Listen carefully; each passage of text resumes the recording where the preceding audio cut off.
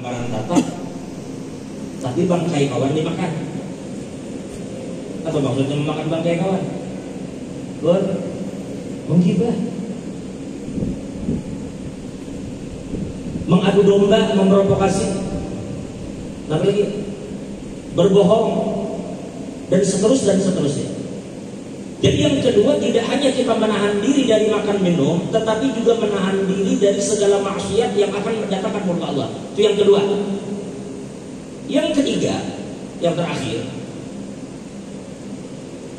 adalah yang disebut dengan shaumu khassatil khassah atau shaumu khususil khusus.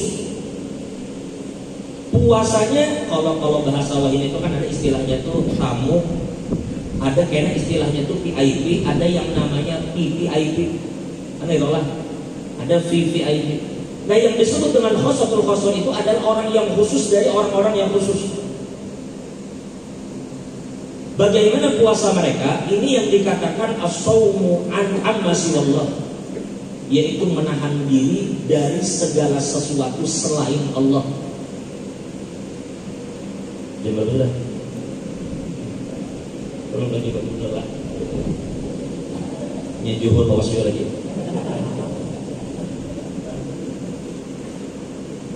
Jadi yang ketiga adalah as-shaumu amma siwallah, menahan diri dari yang selain Allah. Apa maksudnya? Tidak mungkin para jamaah kemudian kita tidak makan, tidak minum, lalu kemudian kita kadang menggibah, kita kadang adu domba, kita kadang berdusta, tetapi bulan Ramadan mulai zuhur sampai asar asik bercatur kita, atau malam mulai habis tarawih sampai ke sahur asik bedum kita. Tahu lah dum? Tahu dum lah? Jangan pura-pura tahu dah. Betul. Bedum itu ujar guru-guru kita juga, itu dum itu. Apa ngarep orang yang kata? Bedum. Itu salah satu permainan yang mengingatkan pada kematian. Ya, itu permainannya mengingatkan mati. Kenapa? Karena di dalam dum itu ada menyalawi, ada menyeratus. Ya, nang bubuhan dum aja paham. Jadi para jamaah yang dimuliakan Allah, memang mungkin yang kita lakukan itu tidak haram, mungkin. Artinya kita tidak berbohong, kita tidak berdusta, kita tidak menggibah, tetapi menghabiskan waktu untuk hal yang sia-sia itu tidak dilakukan oleh orang yang berada di level yang ketiga. Mereka hanya menghabiskan siang dan malamnya untuk segala sesuatu yang mendatangkan ridho Allah, tidak pada selain itu. Makanya kita akan saksikan berapa banyak orang-orang yang mereka itu kadang matanya kalau dia sembab, mereka lelah, dilihat hanya isinya mengaji, pengajian, menjadi imam, selesai tarawih di sini, tarawih di sana, selesai di sana, pulang lagi ke sana. Semangat itu mereka lakukan karena mereka itu ahlullah yang berada di level yang terakhir. Artinya apa yang Allah berikan kepada orang-orang seperti ini, Allah pun bisa meletakkan kita di posisi itu. Mudah-mudahan Allah Subhanahu wa Ta'ala berkenan menjadikan kita berada di level tersebut. Artinya tidak menghabiskan waktu untuk perkara yang sia-sia, tetapi menghabiskan waktu untuk perkara yang mendatangkan keridhaan Allah. Maka sebagai penutup, Ramadan ini para jamaah, kita ini terbagi dua. Ada orang yang sibuk dengan gawian, ada orang yang sudah pensiun. Ada yang masih sibuk, kayak Pak Gubernur sibuk, bapak-bapak polisi, bapak-bapak Satpol PP ini sibuk karena kasihan keliling. Kita ini ada dua, ada yang sibuk dengan gawian, ada yang pensiun. Nah, kadang ada kawan-kawan, kadang dari polisi, kadang dari daerah aja, apalagi Ramadan ini, nah, kadang mereka katakan ulun ngejar hendak juga kayak bubuhan beritikaf di Al-Ma'ruf misalnya, beritikaf di Masjid Raya, beritikaf di Islami, pengen, tapi sayang namanya tugas. Apalagi para hari raya kan ada operasi apanya? Punya ketupat. Para jamaah, ada satu hal yang perlu ingin sampaikan. terutama kalau Allah masih memberikan pian suatu kesempatan berkhidmat kepada masyarakat. di bagian apapun.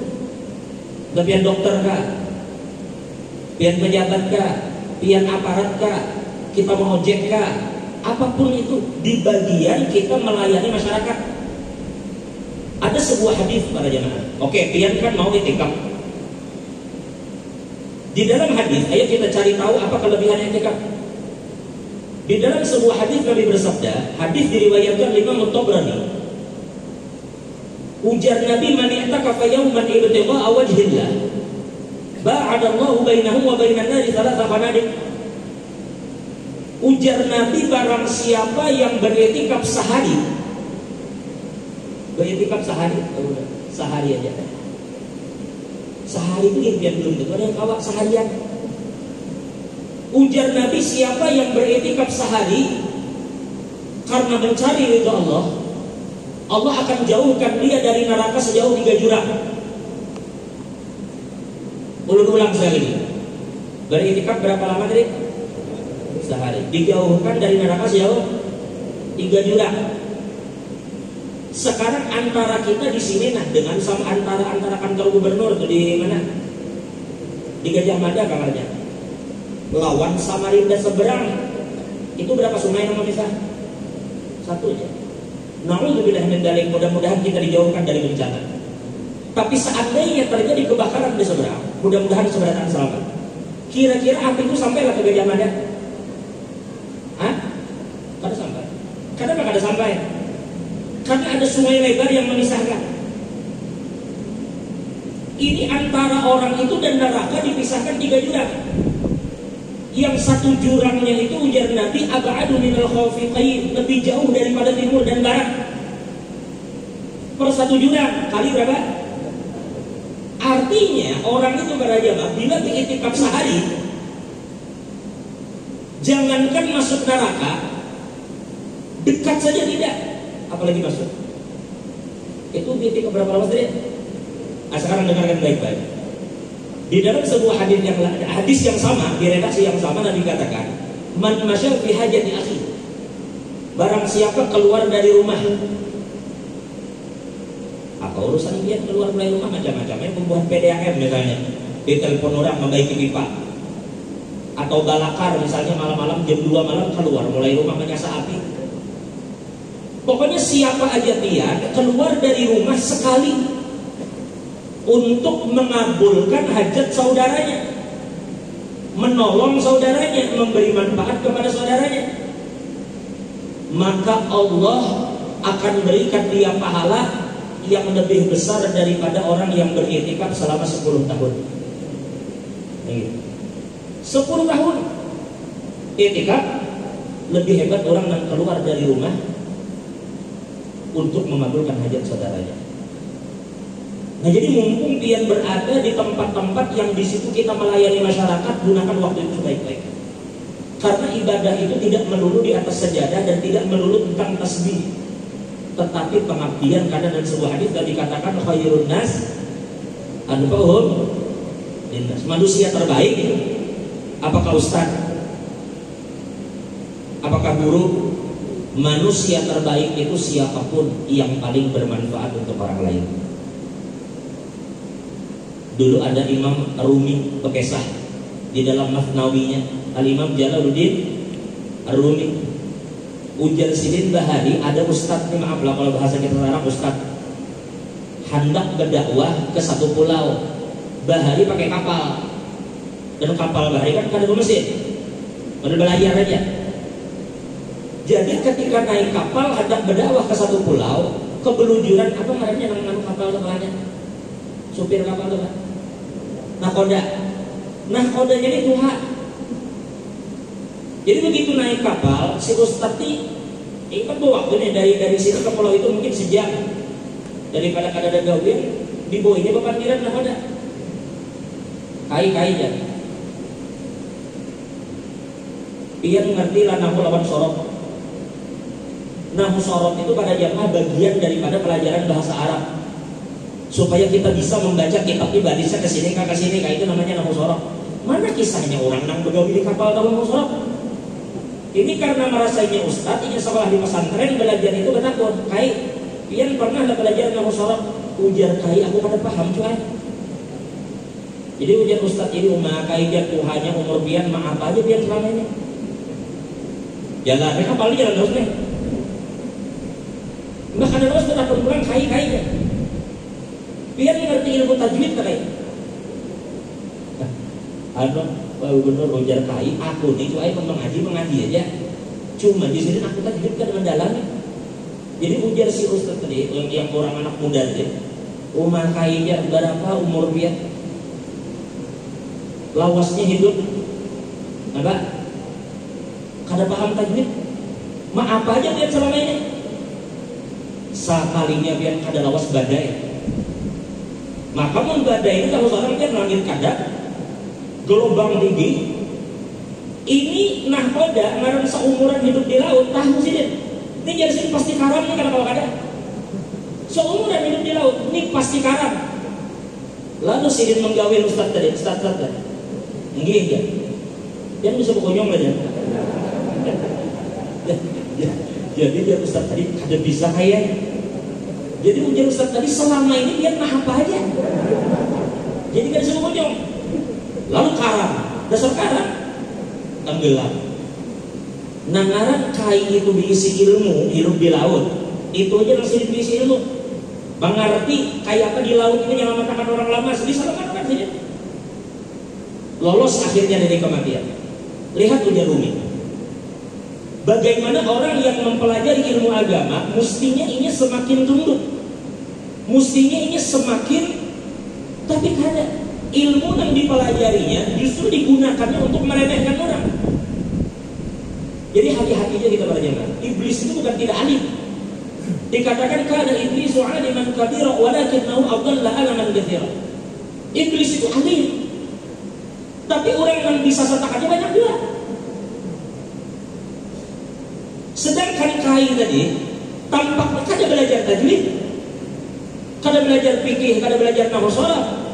Belajarnya ilmu tentang lautan, tapi ilmu yang ia punya digunakannya untuk memberikan manfaat kepada orang. Yang akhirnya dengan manfaat yang diberikan itu menjadi jembatan sidin diridhai oleh Allah. Nah oleh karena itu pelajarannya kita kada boleh meremehkan siapapun para jemaah. Jangan kita bersikap sombong kepada siapapun daripada umat Nabi Muhammad. Allah berfirman dalam Al-Quran, la tusair khaddaka linnas wa la tamshi fil ardi marha. Apa Quran? Innallaha la yuhibbu kulla mukhtalin fakhur.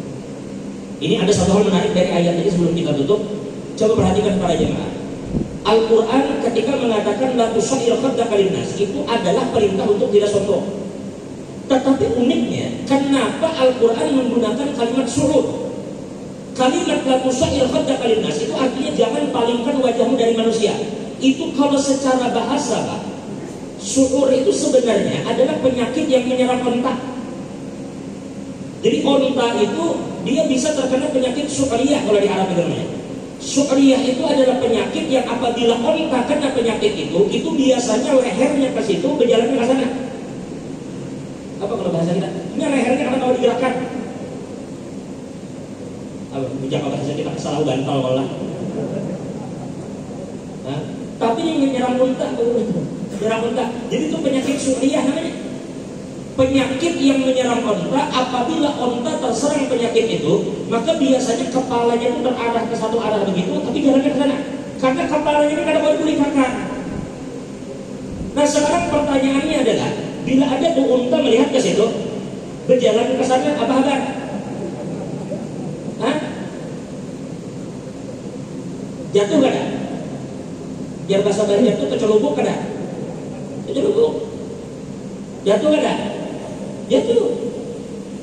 Apa pesan dari ayat itu? Ketika digunakan kalimat su'riyah itu, seakan-akan di situ ada pesan. Jangan kamu palingkan wajahmu kepada orang lain karena sombong. Kenapa? Karena kesombongan itu pasti akan membuat kamu jatuh. Makanya digunakan kalimat su'riyah. Su'riyah itu penyakit yang menyerang unta itu. Lalu unta itu berjalan dengan posisi muharram itu di situ. Apa kabar? Gugur lah. Maka kita manusia dipesani oleh Al-Quran, jangan sekali-sekali kamu sombong. Karena kesombongan pasti akan menjatuhkan kamu. Innallaha la yuhibbu kulla mukhtalin fakhur. Allah Ta'ala itu tidak menyukai orang-orang yang sombong. Mudah-mudahan Allah lembutkan hati kita semua. Mudahan Allah ampuni dosa kita. Allah tutup segala dan kekurangan kita. Dan mudah-mudahan kita semua insya Allah tidak menjadi Ramadan yang terakhir ini. Tetapi insya Allah kita dipertemukan dengan Ramadan di tahun-tahun yang akan datang dalam keadaan sehat walafiat. Mudah-mudahan masyarakat kita selalu rukun, masyarakat kita damai, kampung kita, kota kita, provinsi kita diberkahi oleh Allah, gubernur kita, wakil gubernur kita, dan semua pejabat kita doakan mudah-mudahan mereka semua diberkahi oleh Allah, selalu dalam bimbingan Allah, dan kita juga semuanya mudah-mudahan hari ini berkumpul dalam rumahnya Allah. Mudah-mudahan kelak kita dikumpulkan dalam surganya Allah bighairi hisab, dan mudah-mudahan Allah Subhanahu wa taala tidak mematikan kita terkecuali dalam keadaan husnul khatimah. Ba'da tulil umur fi khairin wa lutfin afiyah ala hadhihi niyyah wa ala kulli man wadhihi salafus salih wa ila hadratin nabi sallallahu alaihi wasallam al-Fatihah. A'udzu billahi minasyaitonir rajim. Ya dan aku ya mustaqim salatul mustaqim salatul ladzina an'amta alaihim. Ini yang belum bisa sampaikan, kurang lebihnya mohon maaf. Wabillahi taufiq wal hidayah. Wassalamualaikum warahmatullahi wabarakatuh.